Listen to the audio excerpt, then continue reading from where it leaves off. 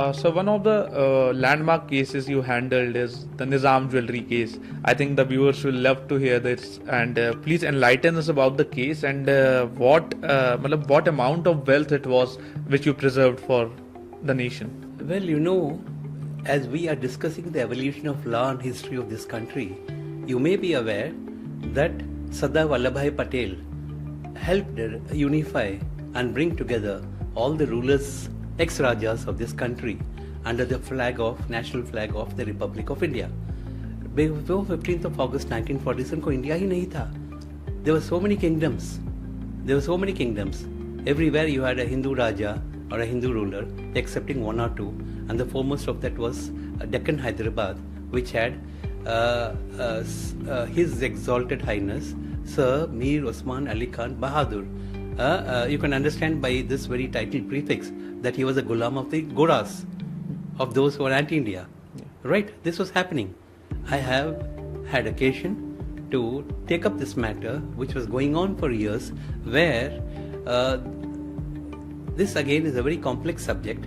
I would say we should have a separate discussion on this, but to make it short and easy for you, the last Nizam of Hyderabad had 2 sons and 1 daughter. Right? The elder son Azam Jah Bahadur died before his father. His daughter Ahmadinisa Begum, she died unmarried, issueless. She was very knowledgeable and a good person. There was no good match for her, fit enough to be her husband, and she died unmarried. And the third was the junior prince Nizam Jah Bahadur, who died after his father. So what happens is, in the law of succession, India, unfortunately, even today on this Independence Day, the biggest lament will be that we do not have a uniform civil code. So what happens is, all of us are Indians, all of us hold the same passport, all of us enjoy the same privileges outside the country, but within the country we are not equal. So if you are professing Islam, you have the right to follow Sharia law, insofar as it does not override the declared constitutional safeguards and provisions, directions. Christianity, again, you're having Bible. It does not matter whether how many denominations of Protestant denominations you're having in the country, or how many sects of Islam you're having in this country, or how many other shakas of Hinduism you're having in this country, or how the Britishers have broken Hinduism as one composite civilization of this country and enacted laws to say Sikhism is a separate religion, Jainism is a separate religion. And although Jainism is separate from Hinduism, still the benefits of Hindu undivided family is still enjoyed by Sikhs and Jains in this country, and hardly any Hindus, excepting for the old families who are run huge business conglomerates. So these sort of inconsistencies continue in this country. So what has happened is, Hindu law, the moment a child is born, even if Namkaran is not done, he gets the right of succession. Law primogeniture, the eldest succeeding, does not apply in the case of Islam. Until a person dies, who his legal heirs are cannot be ascertained. So in this instance, what happened in this case, Osman Ali Khan Bahadur lost his elder son Azam Jah before him. So, say for example, to make it more simple, if a person dies before his father, his widow and his children will not get any share or successionary rights in the wealth of the deceased person, because the father of the deceased man is alive. So here what happened is, the elder son died first, and then there was the younger son who died after the father. So the elder prince Azam Jah Bahadur had 2 sons, Mukram Jah and Mufakam Jah, and the younger son Nizam Jah had 3 daughters, Fatima, Fauzia, Amina, Marzia, Aulia, Kulsum. So there, as per that, 20 plus 20 plus 20, 60% accrued to the benefit of the girls, and these 2 boys had 20 plus 20, 40. But however, as tradition has shown historically, these people do not give any respect to the women, and both the boys usurp the rights of these girls in connivance with certain local politicians and other people, and formed a trust, and they hijacked the trust, and they were trying to deprive the rights of this. So Sardar Vallabhbhai Patel, when he allowed the ex-rajas to declare their various respective movable and immovable properties, he also gave an opportunity to the last Nizam of Hyderabad to declare. He said, because the last Nizam had different ideas, it's all public knowledge, he wanted to form central Pakistan there. There was a West Pakistan already and there was a East Pakistan already on the left and right of our country. And he wanted to have a central Pakistan. He was by faith a Sunni, a Wahhabi, Qattar fundamentalist, as he would say in common language. His younger son who survived was a Shia, a scholar, a poet and a learned person. So there was a conflict among them. So here what happened was, Sardar Vallabhbhai Patel told Mr. Nehru, Mr. Gandhi and all the other elders of the Congress party at the time, I will agree to forego my seat of Prime Minister's chair, which he had won by vote. There was only one vote, which is of Mr. Pandit Nehru, which was to his own self, Jawaharlal Nehru. And when Gandhiji intervened and requested him to concede, he said, I will do on the condition that if I am allowed to become the Deputy Prime Minister and the Home Minister, and I am given full independent control and charge of Deccan, Hyderabad state, how to control and tame the Nizam. So then he told him to declare and submit. He said, I'll give you full safety and freedom and protection of life, of your property and person and all your legal heirs. Give me a list, furnish a list of all your properties.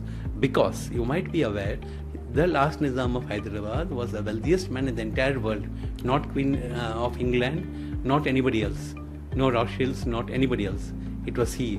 By virtue of the huge amount of collections of diamonds, emeralds, rubies and other precious stones which have accumulated into their domain over the centuries. Then what happened was he gave. Even then, at that particular point of time, he had properties covering 7 different states of the newly formed Republic of India and in Saudi Arabia and in London, in the UK. So all this, then he said, all right, we will allow you to have a life interest for this property. You enjoy it and no harm will come to you. It's free of wealth tax, succession tax, inheritance tax, income tax, any statutory duty. And he said, you form various trust deeds in favor of yourself and your legal heirs, which he did. However, and this because the Government of India was a party to a private trust, it necessarily required the approval of the Parliament of India. And the Parliament of India very dutifully passed the Nizam Trust Deeds Validation Act, which says that all the various trust deeds which are listed there to the schedule will have the force of law.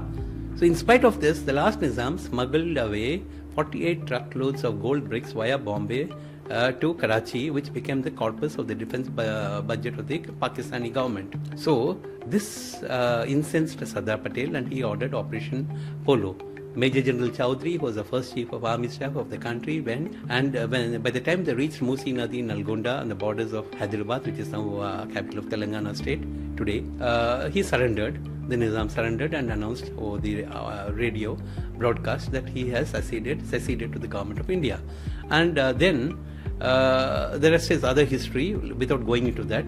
So then what happened is, one of these various trust deeds which was formed comprised of Nizam Jewellery Trust Deed, which comprises of 173 rare and precious antique items of jewellery. In that, one of that is Jacob's diamond, which is one of the largest one which Jacob found. All these were from Golconda mines in Andhra Pradesh, and including the so-called Kohinoor, which people say is great, but it is a stone of curse. And the day it was passed away via Maharana Ranjit Singh to the Queen, the destruction and the downfall of the British Empire, where the sun never used to set, began. And today, you know what is before you. So, all this was a very, very precious and rare collection, which is part of this particular trust. Then what happened is, like I told you, the two brothers, Mokram Jah and Mufakkam Jah, they were trying to siphon away, smuggle away, and they had a coterie of wrong people, sycophants, traitors, smugglers, antisocial elements, land grabbers and all. It's open history. I have fought, got injunctions, all in favor of the Government of India. And I took up the case on behalf of Princess Fatima Fauzia, who is the eldest granddaughter of the last Nizam of Hyderabad. And when she was kidnapped by Dawood Ibrahim's Ali Asalat to Bombay and all that, it was then I finally took it up. And then we did. And finally I fought against, I prevented successfully, I can tell you proudly, for my country, against Christie's, Sotheby's, Sultan of Brunei, Queen Elizabeth, then she was alive of course, and ISI's Dawood Ibrahim. They all had the stakeholders. They were all trying to do through the court of law. Elizabeth was the stakeholder. Queen Elizabeth. All of them were trying to. Yeah. They were all trying to. Okay. They were all trying to take this away from India. I fought hard and long in through the courts of law, using this client as our legal thing, and ensured that it was purchased by the government of India. It was not forcibly acquired. The government of India purchased it for 252.50 crores, including nominal interest on that for delayed payments and all. When a notional value was given to it by Justice A.N. Sen, retired judge of the Supreme Court of India, and all this. So it is all a continuous battle of long years of day and night battle in courts, and because we didn't take bribe, there was an attack. Then the government gave security and all this sort of thing. We went with the bandit state and argued and got it for my country. So that's why this is one of the most, let's say, memorable cases which I had chance to fight for our country. Thank you.